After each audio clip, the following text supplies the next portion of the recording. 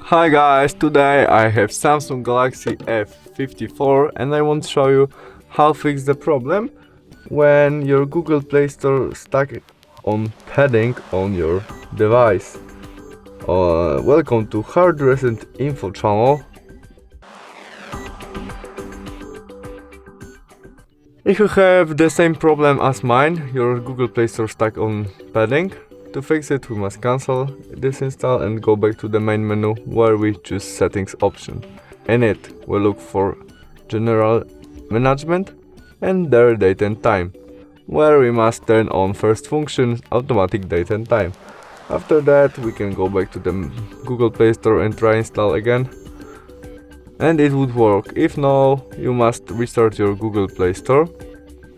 It isn't working, we try to restart our Google Play Store and try install again. Something like it is working right now. That's all, thanks for watching, see you soon, bye.